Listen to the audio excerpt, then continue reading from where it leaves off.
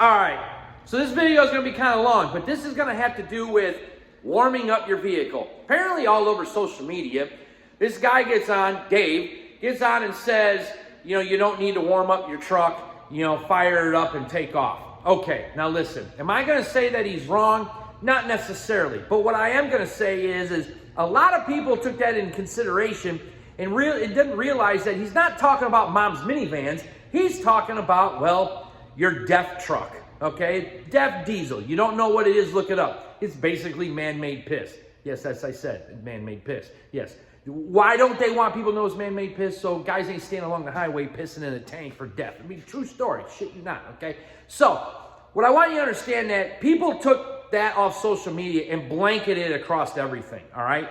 Listen, common sense of a couple things is what I'm going to tell you. Number one, when these engines are built, the manufacturers that design these engines are not sitting there going, well, we're going to set this one up with different tolerances because it's getting shipped to Alaska. And we're going to set this one up with different bearing and piss in the wall tolerances, et cetera, because it's going to Palm Springs. That's not how it works.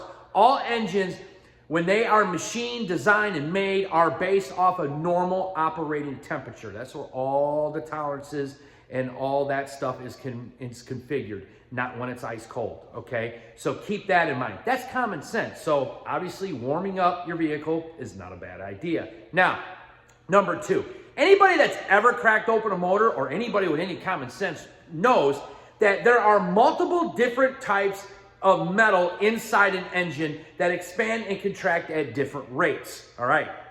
Again, listen to what I said in the first thing. Second thing, well, that's because they are designed based off full expansion at normal operating temperature.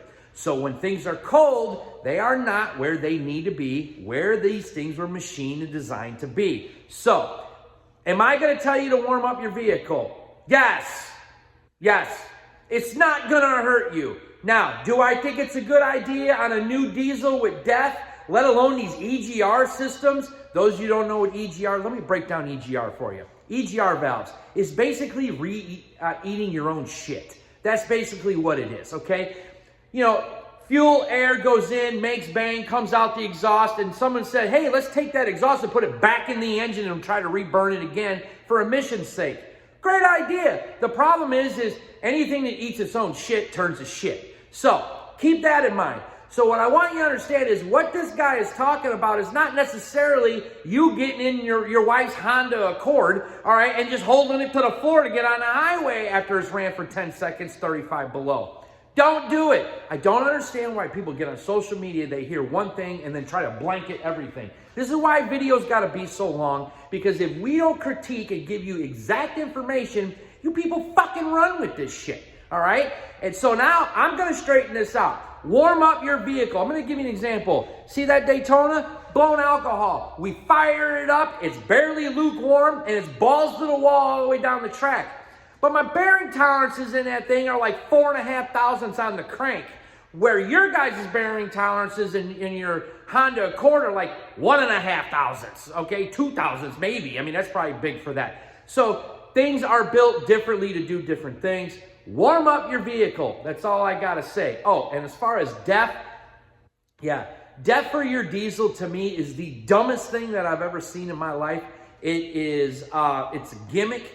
I don't think it works. It costs the consumer a fortune. And if we are the only ones that are doing DEF in the world, it's not going to do any good. So it's getting thrown on the back of the American public, because when they build a John Deere tractor, it goes overseas, there's no DEF tank on it.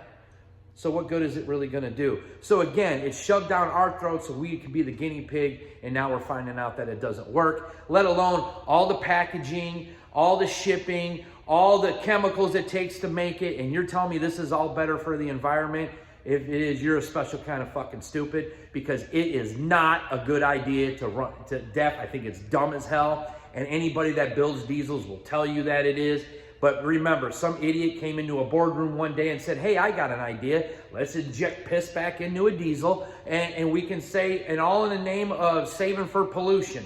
Yeah, and people bought into that shit, and our government bought into it. And if you think there ain't people making money on it, you're delusional, and we got to pay for it, and it doesn't work. That's all I got to say.